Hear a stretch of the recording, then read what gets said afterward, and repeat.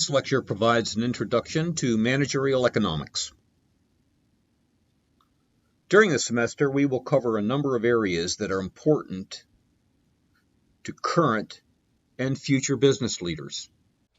Managerial economics is going to be an exciting class for you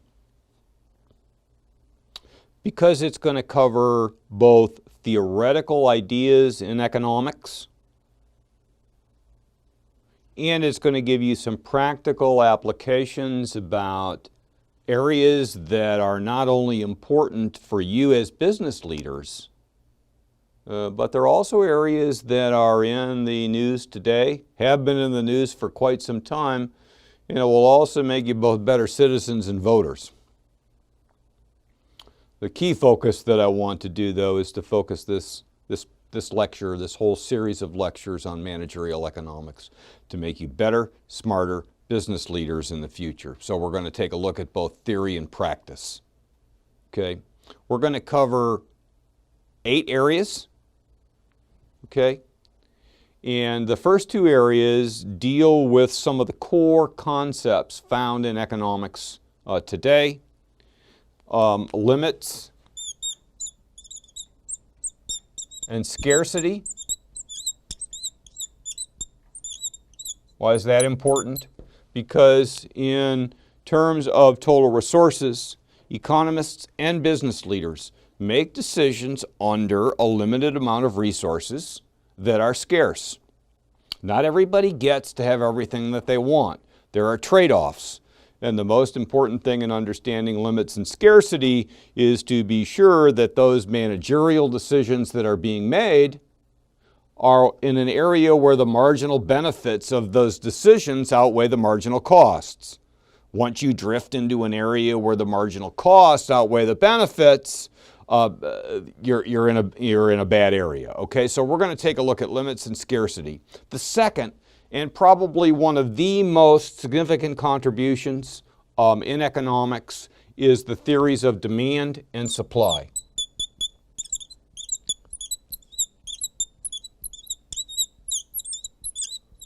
Okay, demand and supply, in the main, can explain almost anything in economics.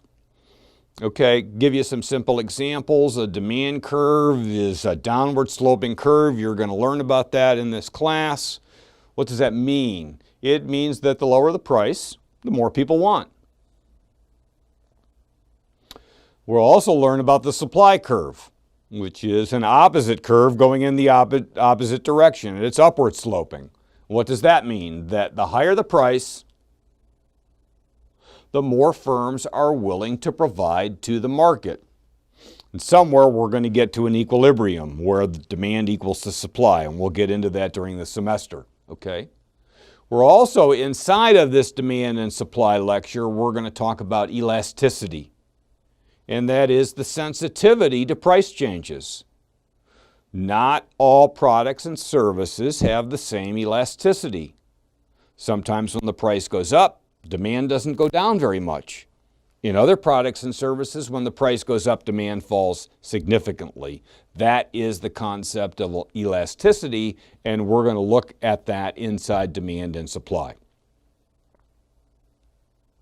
The second set of ideas that we're going to talk about in managerial economics deal with cost. Okay, as business leaders and you going out and running businesses, either your own or running somebody else's business, you're going to be concerned about costs. So one, you need to know how to measure them, what they mean, and their significance. So we're going to take a look at both the long-term and the short-term costs of production.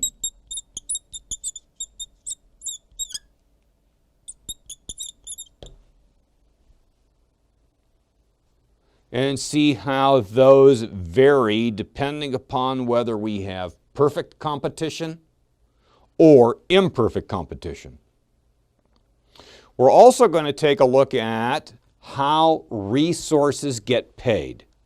Okay, economists and business leaders define resources as land, labor, capital, and entrepreneurial ability. That's you. Okay? And we're going to take a look at how those resources get compensated. Okay? So we're going to take a look at resource compensation.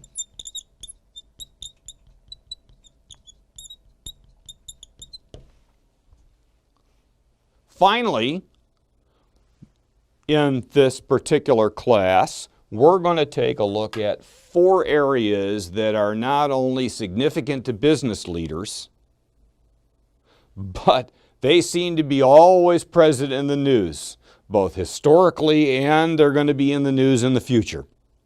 So we're going to take a look at 4 of those areas. These are very, very practical areas in terms of management of business and management of resources. The first is the government. We're going to take a look at the government's influence in the economy, government's influence on how resources are consumed, okay, and how resources are allocated between groups through spending and taxes. Government has a significant influence on the economy. When it inserts itself into the free enterprise system, they do allocate resources because they do buy things and they do tax. Need to understand exactly the significance of that both at the federal level, at the state level, and at the local level. And we're going to go through all 3 of those in this semester. Next thing we're going to take a look at is energy economics.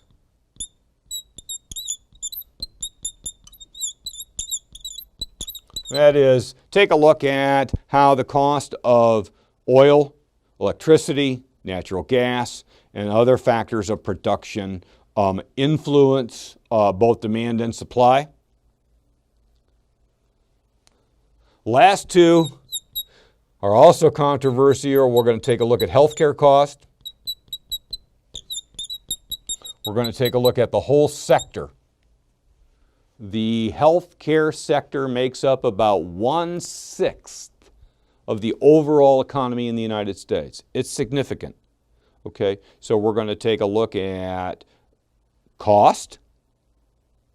We're going to take a look at how insurance subsidizes some of those costs. And we're going to explore how insurance can sometimes lead to an overconsumption of resources because people don't understand the cost. They just understand insurance. Okay? And then finally, we're going to take a look at immigration.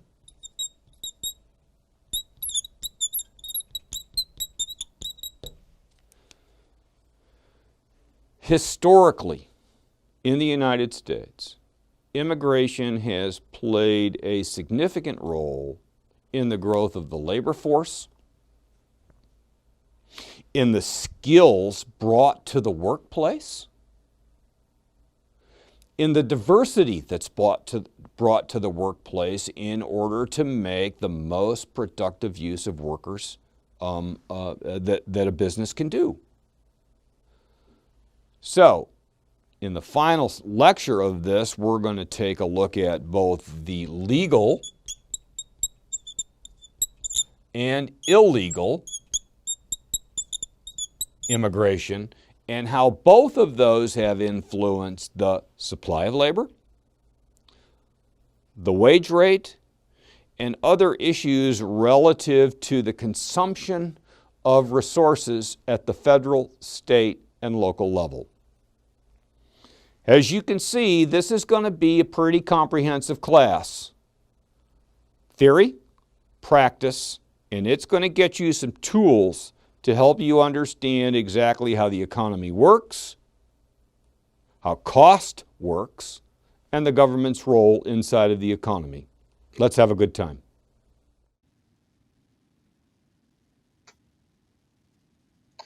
Economics is the dismal science.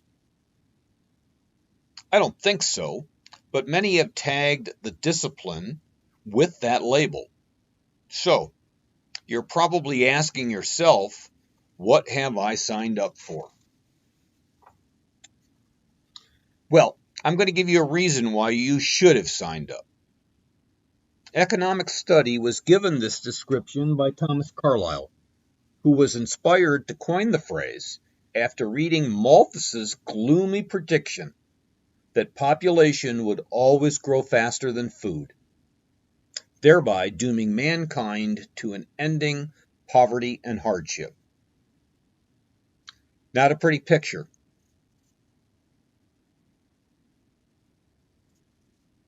While this story is well known, it also leaves absent many facts, somewhat like today's 24/7 news cycle. At the most trivial level, Carlyle's target wasn't Malthus, but at economists such as John Stuart Mill, who argued that it was institutions, not race, that explained why some nations were rich and others poor. Carlyle attacked Mill not for supporting Malthus's opinions about the dire consequences of population growth, but for supporting the emancipation of slaves. So, why am I raising this? Because many times as you go through life as business leaders or as voters, you're going to be given opinions without any facts to support them. Look below the surface for the facts. For example, read a contrarian article, or just change the channel. Most importantly, ask a lot of questions.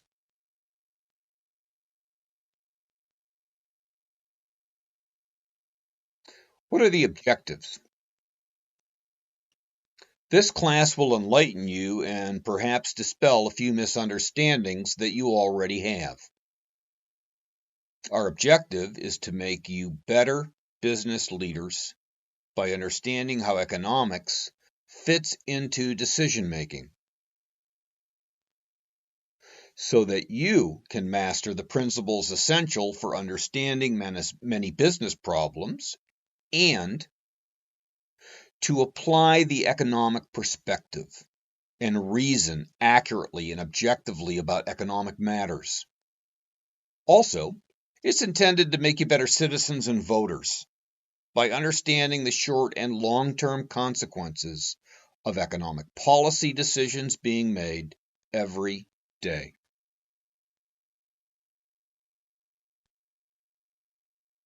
The book for the class is McConnell's Economics 20E. The book is filled with learnings on economic theory and provides many practical examples in the chapter sidebars. In order to enhance your practical learning experience, you'll be required to participate in an online discussion about a current economic-related event. Each student will be required to submit one current event topic during the semester based on an article in a leading publication. Each week, all students will be required to read the posted current event topic and provide their own comments and perspective. This process is intended to be an online exchange of ideas led by you folks.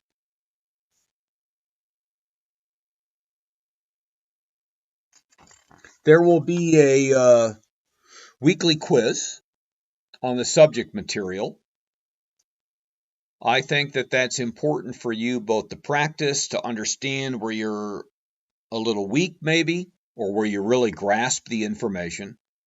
And to me, it gives you frequent feedback. It helps to reinforce the learning and to practice for the exams. I will also provide a final word on the current event topics that were posted that week. I will bring my own insights into the discussion. I'm particularly fond of pointing out where there were lots of opinions and no facts. I'm interested in taking what we do through the week in the current event topic and broadening your learning experience relative to the issue. There will be a midterm and final exam. As support, an exam study guide will be provided prior to the exam. The guide will indicate the major areas to be tested. Finally, I'll always be available to answer your questions, either by email or phone during the semester. You can get my contact information in the syllabus.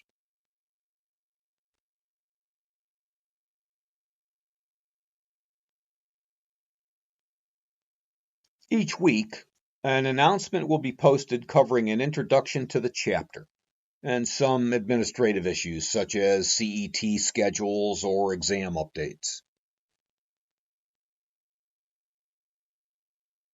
The week will start every Monday. During the week, you should listen to the video or the audio lecture and enhance your learning experience by reading the chapter. There will be PowerPoint slides provided for review, and these slides will exactly match the lecture so that you can go back after listening to the lecture or prior to, studying for an exam or a quiz, to go back and take a look at exactly what were the major points of the chapter and the lecture. Additionally, data charts will be provided to update the student on the latest information that may not be in the book. Some of the data just goes through 2012. I like to give data where appropriate. I like to give data updates that are a little more current, and the one that's in Module 0 goes through 2016 or later, depending upon when you're taking this class.